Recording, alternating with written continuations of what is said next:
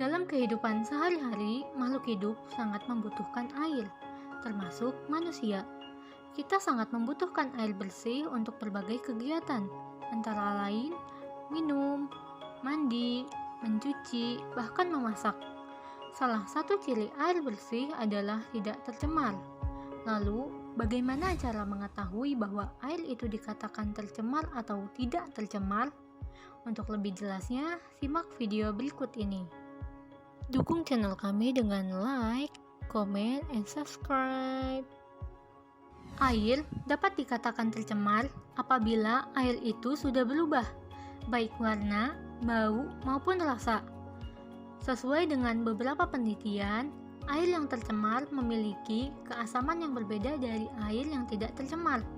Pencemaran air bisa berasal dari beberapa polutan, misalnya seperti makhluk hidup, zat, energi, atau komponen lainnya yang ada di dalam air. Akibatnya, kualitas air menurun hingga tingkat tertentu sehingga air tidak bisa dimanfaatkan dalam kehidupan. Air sangat rentan terhadap polusi. Hal ini dikarenakan air sebagai pelarut universal sebab mampu melarutkan lebih banyak zat daripada cairan bumi lainnya. Nah, pencemaran air ini menyebabkan krisis air tawar, mengancam berbagai sumber air minum dan kebutuhan penting ekosistem, terutama bagi makhluk hidup dan manusia. Jadi, dapat kita simpulkan bahwa polusi air adalah pelepasan zat ke dalam air tanah di bawah permukaan atau ke danau, aliran sungai, muara, dan laut, ke titik di mana zat tersebut mengganggu penggunaan air dan manfaat untuk ekosistem. Menurut sumbernya, pencemaran air dibagi menjadi dua jenis, yaitu sumber langsung dan sumber tidak langsung. Nah, sumber langsung adalah sumber yang secara langsung melepaskan limbah produk sampingan berbahaya ke sumber air terdekat tanpa pengolahan, misalnya dari limbah pabrik atau dari kilang minyak. Lalu yang kedua, ada sumber tidak langsung, di mana polutan atau bahan tercemar masuk ke badan air melalui air tanah atau atmosfer seperti melalui hujan asam. Nah, air bisa tercemar oleh berbagai macam zat termasuk mikroorganisme patogen, limbah organik yang dapat membusuk, pembersih tanaman, zat kimia beracun, endapan, panas, minyak bumi, dan zat radioaktif. Beberapa polutan air yang sering ditemukan adalah limbah industri, limbah rumah tangga, dan limbah pertanian. Nah, dari tiga limbah tersebut, kita akan bahas lebih detail limbah apa saja yang dihasilkan. Pertama, limbah industri. Air limbah dari hasil pengolahan industri ini cenderung mengandung zat berbahaya. Biasanya, limbah ini dihasilkan dari pabrik tekstil atau pabrik kertas yang paling banyak menjadi polutan. Jenis limbah dari kedua pabrik ini memiliki bau yang tidak sedap. Limbah ini termasuk ke dalam limbah organik. Lain halnya dari limbah pabrik baja ataupun pabrik cat. Limbah dari pabrik ini berupa cairan panas, berbusa, mengandung asam belerang, dan bau yang menyengat. Dan limbah ini termasuk limbah anorganik. Kedua, limbah rumah tangga.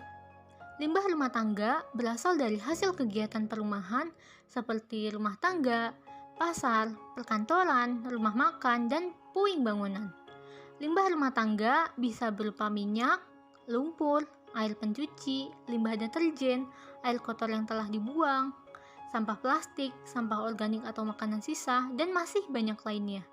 Nah, limbah rumah tangga ini juga terbagi menjadi limbah organik, anorganik, dan limbah-limbah berbahaya. Dan yang terakhir adalah limbah pertanian. Sektor pertanian juga merupakan faktor penyebab limbah yang mana berasal dari penggunaan pupuk atau bahan kimia lainnya, misalnya insektisida. Bahan kimia ini berfungsi membasmi hama, namun dikarenakan berbahan dasar kimia, pasti ada efek bagi kesehatan. Jika limbah tersebut terkontaminasi sumber air, lalu air itu diminum, maka akan berdampak pada pembesaran kelenjar tiroid yang buruk bagi kesehatan, dan pastinya masih ada dampak-dampak lainnya. Nah, kita juga perlu tahu nih, apa saja dampak pencemaran air. Polusi air menimbulkan berbagai dampak negatif tidak hanya pada manusia, tetapi juga pada lingkungannya. Terdapat beberapa dampak pencemaran air, antara lain penyakit pada manusia, kerusakan ekosistem, eutrofikasi, bahkan gangguan rantai makanan. Yang pertama adalah penyakit pada manusia. Minum atau mengkonsumsi air yang tercemar akan berakibat buruk pada kesehatan. Air yang tercemar dapat menyebabkan penyakit seperti tifus, kolera, dan berbagai penyakit lainnya. Yang kedua adalah kerusakan ekosistem yang sangat dinamis dan merespon perubahan lingkungan. Polusi air dapat menyebabkan seluruh ekosistem rusak jika dibiarkan tidak terkendali. Lalu yang ketiga adalah eutrofikasi, yang artinya masuknya bahan kimia ke dalam badan air yang mampu mendorong pertumbuhan alga. Nah, alga ini nantinya akan membentuk lapisan di atas kolam atau danau sehingga mampu mengurangi kadar oksigen di dalam air. Dan akibatnya, kehidupan di dalam air akan mati atau terganggu dikarenakan kekurangan oksigen. Yang keempat adalah gangguan rantai makanan. Polusi air menyebabkan dampak negatif pada rantai makanan. Ketika polutan atau zat berbahaya dikonsumsi oleh hewan air yang kemudian dikonsumsi lagi oleh tingkat konsumen selanjutnya atau manusia, akibatnya konsumen atau manusia tersebut akan terkena penyakit juga. Nah, lalu bagaimana cara pencegahan pencemaran air? Cara terbaik untuk pencegahan pencemaran air dalam skala besar adalah dengan mencoba dan mengurangi efek berbahaya dari limbah tersebut. Lalu, ada pula perubahan kecil yang bisa kita lakukan sebagai manusia untuk melindungi diri dari kemungkinan kelangkaan pasokan air bersih di masa depan. Nah, beberapa upaya yang bisa dilakukan untuk pencegahan pencemaran air antara lain yaitu menghemat air, pengelolaan limbah yang lebih baik, dan terakhir menggunakan produk ramah lingkungan, di mana produk tersebut mudah larut dan tidak terus-menerus menjadi polutan di air. Nah, perlu teman-teman ingat dalam menangani limbah, baik padat maupun cair, tetap memperhatikan prinsip 4R. Apa itu prinsip 4R?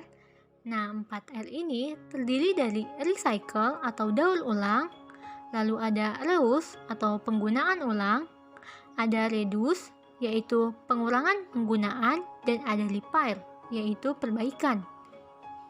Sekarang kalian tahu kan penyebab, dampak, dan penanggulangan dari pencemaran air.